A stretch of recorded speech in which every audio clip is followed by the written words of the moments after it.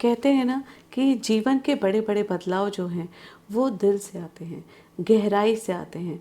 ज़रूरी नहीं है कि दुनिया को पता चले, लेकिन दिल की आवाज़ जो है वहाँ तक पहुँच जाती है और हमें आभास हो जाता है कि कुछ तो नया है जो कि चेंज होने वाला है, कुछ तो ऐसा बदलाव है जो हमारी लाइफ में घटित होने वाला है।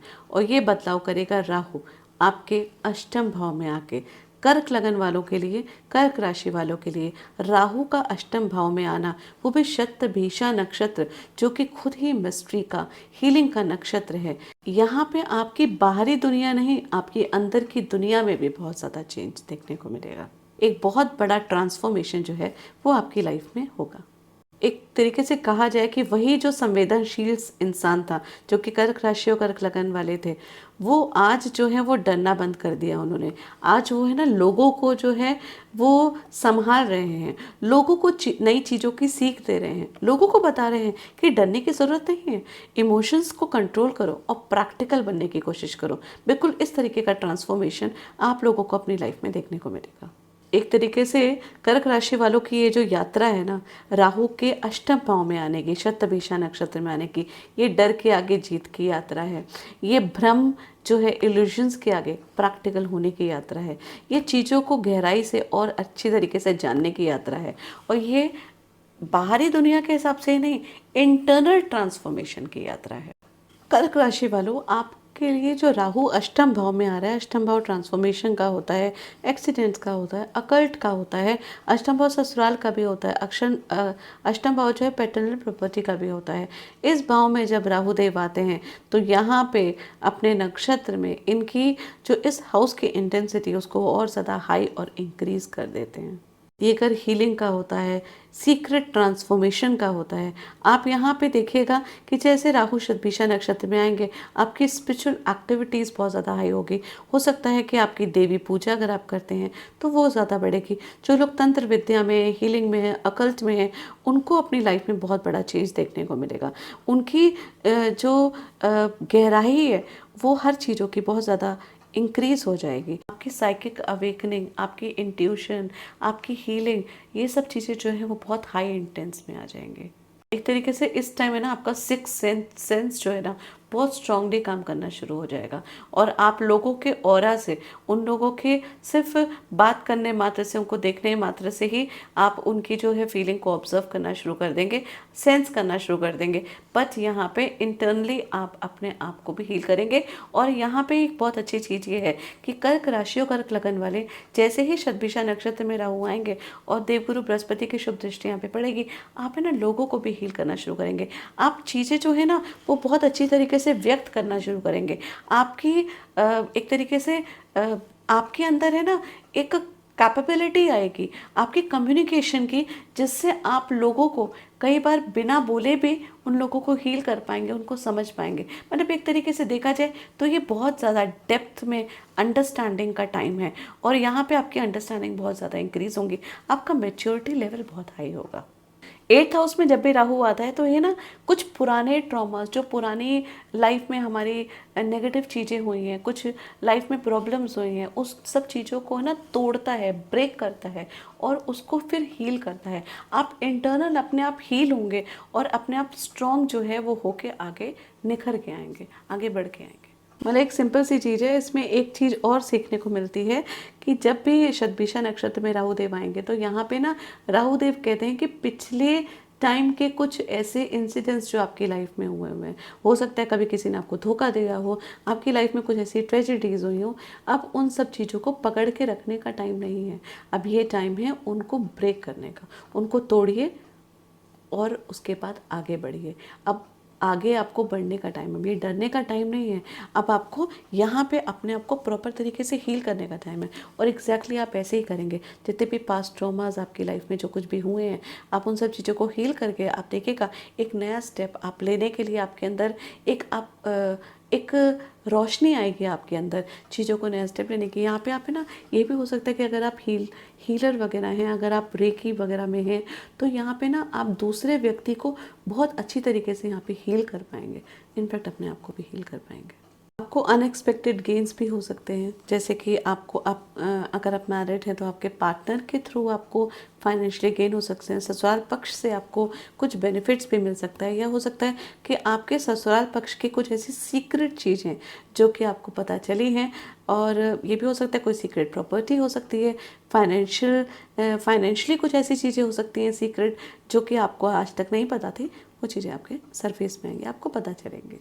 यहाँ पे आपको ना ओवर थिंकिंग से बचना है और किसी भी चीज़ के ऑब्सेशन से बचना है। मतलब कुछ भी अगर आपको कोई चीज़ पता चलती है, किसी डेफिनेट बात है कि ये हीलिंग का नक्षत्र है जिसमें राहु देव आ रहे हैं और ये सीक्रेट जोन का हाउस है, तो यहाँ पे ना बहुत सारे सीक्रेट जो है ना सरफेस में आपके पास आएंगे, तो आपको उसमें ना रिएक्ट नहीं करना है, आपको उसमें पॉजिटिव रिएक्ट करना है, किसी भी चीज़ के पीछे नहीं पड़ना है। कोई भी चीज़ अगर आपको पता चलती है तो उस पर अंडरस्टैंडिंग रख के आगे जाके उसको प्रॉपर तरीके से एग्जीक्यूट करना है।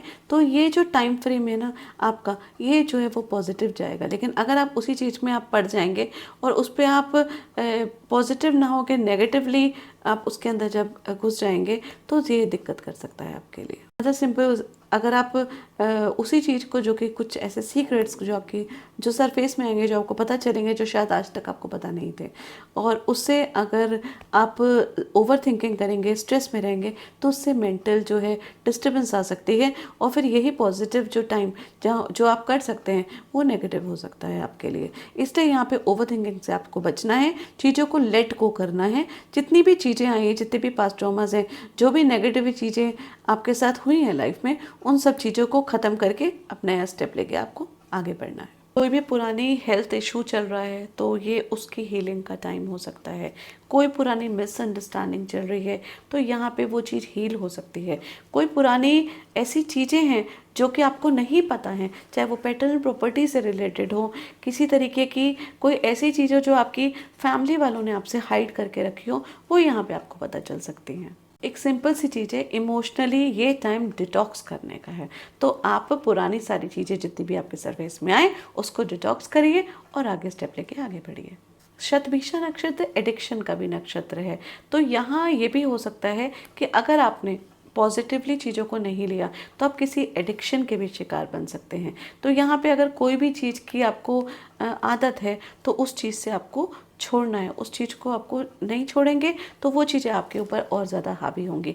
यहाँ पे कोई एडिक्शन, चाहे अल्कोहल हो, स्मोकिंग हो, या किसी भी तरीके के एडिक्शन में भी आप पड़ सकते हैं। किसी नए व्यक्ति से आप मिल सकते हैं, किसी व्यक्ति के साथ सोशली आप कनेक्ट हो सकते हैं, और वो भी सीक्रेटिवली कनेक्ट हो सकते हैं। तो उन सब चीज़ों में भी आपको थोड़ा बचने की रिक्वायरमेंट है, क्योंकि शतभिषा नक्षत्र की इंटेंसिटी है वो इस चीज़ को ज़्यादा हाई करेगी और आपके रिलेशन को, आपके रिश्तों को थोड़ा गुप्त रखने की कैपेसिटी रखती है, क्योंकि ये हाउस भी गुप्त चीज़ों का हाउस है। तो यहाँ पे आपके रिश्ते जो हैं वो आगे बढ़ सकते हैं, पर गुप्त तरीके से। तो उस पर आपको कंट्रोल करने की रिक्वायरमेंट है। किसी भी तरीके की एडिक्शन जो है वो अपने ऊपर हावी बिल्कुल भी नहीं होने दीजिएगा, क्योंकि यहाँ पे अगर आपने उसको हावी होने दिया तो लॉन्ग टर्म में वो एडिक्शन जो है वो आपके हाथ से नहीं छूट पाएगा। यहाँ पे एक चीज़ का ध्यान रखिए कि अनकन्वेंशनल चीज़ें जो हैं वो आपको अट्रैक्ट करेंगी, लेकिन आपको अपनी इमोशनली स्टेबिलिटी जो है वो बना के रखनी है।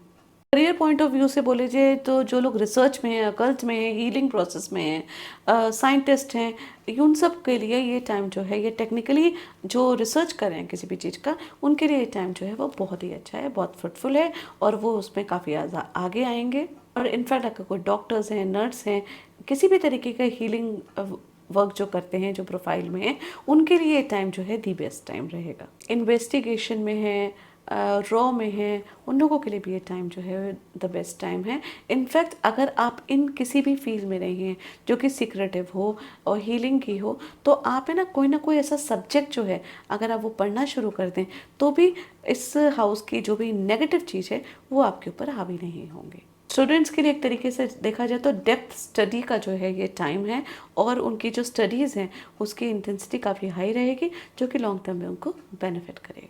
रेमेडीज़ के लिए बेस्ट यही है कि आपको किसी भी तरीके के एडिक्शन से दूर रहना है, किसी भी तरीके की भ्रम से दूर रहना है। मतलब आपको ऐसा फील होगा कि कोई चीज़ है, कोई सुपर नेचुरल चीज़ है जो कि आपके ऊपर हावी हो रही है, किसी ने आपके ऊपर कोई टोना टुटका तो नहीं कर दिया है, किसी ने आपके ऊपर नज़र तो नहीं लगा दी, इस तरीके के नेगेटिव थॉट भी आएंगे, उनसे आपको बहुत ज़्यादा दूर रखना है, क्योंकि ये भ्रम की स्थिति जो है वो पैदा डेफिनेटली करेंगे। जब 8th हाउस में ये आता है, आपको उन सब चीज़ों को साइड में रख के अपने आप को हीलिंग प्रोसेस की तरफ लेके जाना है। आपको ये देखना है कि कौन सी चीज़ आप सीख के अपना या दूसरों का भला कर सकते हैं, उस तरफ अगर आप ध्यान रखेंगे, इमोशनली अपने स्टेबल रहेंगे, तो किसी भी तरीके की कोई भी चीज़ आपके ऊपर हावी नहीं होगी। एडिक्शन से आपको बचना है। सबसे ज़्यादा इंपॉर्टेंट ये है कि जो भी मनी मैटर्स हैं उसको सबके संग शेयर ना करें। डॉक्यूमेंट्स को बहुत अच्छी तरीके से देखभाल के ही साइन करें, क्योंकि यहाँ पे डॉक्यूमेंट से रिलेटेड कहीं ना कहीं कोई फॉल्स एविडेंस जो है वो आपके ऊपर पड़ सकते हैं।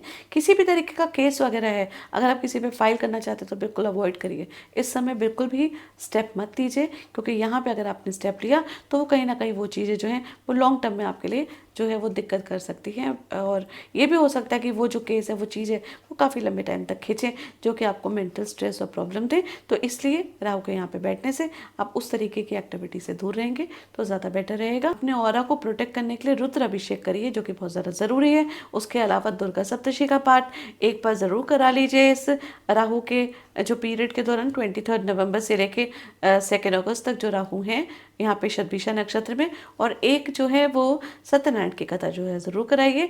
और क्योंकि शतभिषा नक्षत्र में राहु जो है वो अष्टम भाव में आपके बैठे हैं, तो यहाँ पे आपको 100% ये चीज़ करनी है कि कदम के पेड़ की टहनी या फिर कदम के पेड़ का प्रिंट आउट जो है वो अपने वर्क एरिया में ज़रूर रखना है।